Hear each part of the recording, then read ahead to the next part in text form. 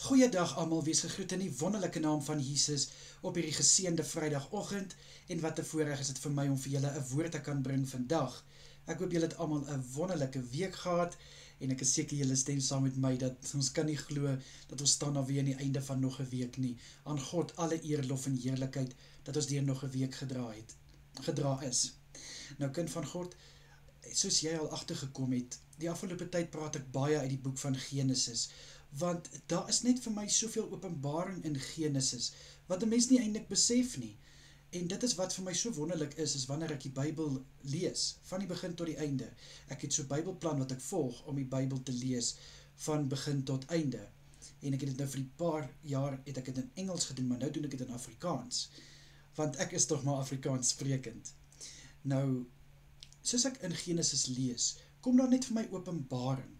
En vandag se deel wat ek gelees het, is uit Genesis 45, waar Josef bekend gemaak het dat wie hy is aan sy broers.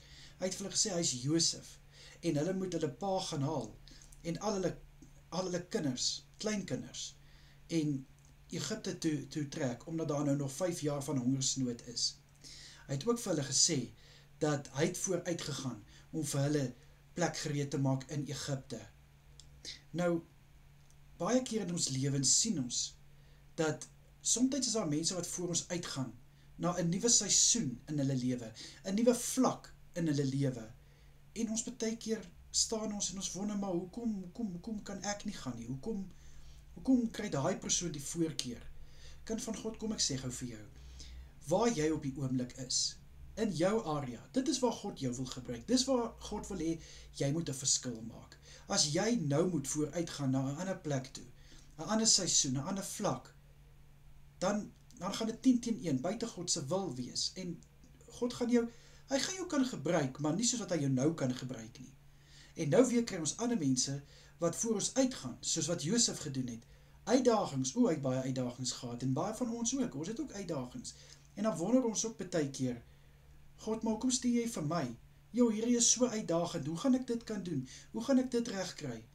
Maar dan kyk jy terug en dan besef jy, maar weet jy, God het my gebruik om 'n verskil te maak in iemand se lewe en in iemand anders se lewe.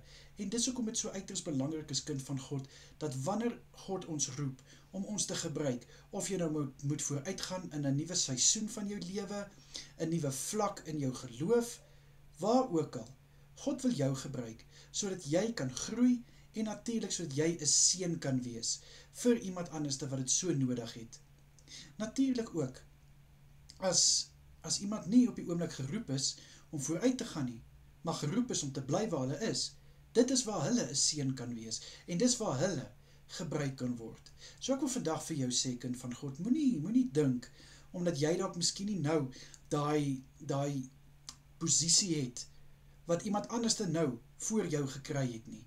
Moenie dink, omdat iemand anders dalk nou al trou en kinders het en jy nog alleenlopend is, dat God wil eerder vir hulle met dit seën nie, want God gebruik hulle juis om 'n getuienis te wees. Hy gebruik hulle, sodat wanneer jy in daai posisie kom, en jy het raad nodig, jy het hulp nodig, kan hulle vir jou help daarmee, want hulle is voorberei.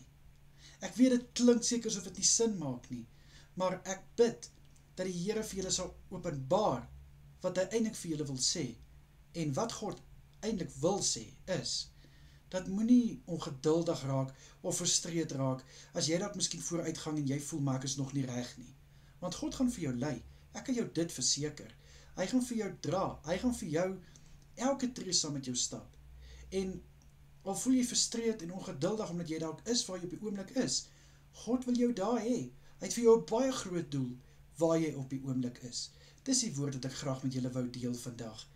Kom ons bid saam. Vader, baie dankie, dat al is daar soms woord wat nie sin maak nie, woord wat ons nie altyd weet hoe om dit te interpreteer of hoe om dit te hanteer nie. Liewe Here, breek U dit vir ons oop. En dis hoekom dit so belangrik is om in U woord tyd te spandeer. Vader, ek sê vir U baie dankie vir elke een van ons wat 'n vlak het in ons lewens waar ons beweeg, 'n seisoen. Ek bid, liewe Here, waar ons ook al nou is, al is daar van ons wat vooruit gaan, al is daar van ons wat op die oomblik bly waar ons is, bid ek dat ons daai omgewing waar ons geplaas is, sal gebruik tot die beste en tot verheerliking van die naam van Jesus Christus in u kosbare naam is dit my gebed. Dankie Here. Amen en amen. My broer en suster, mag jy 'n wonderlike dag verder hê. Kyk mooi na jouself en onthou, Jesus het jou baie lief. Totsiens. Bye bye julle.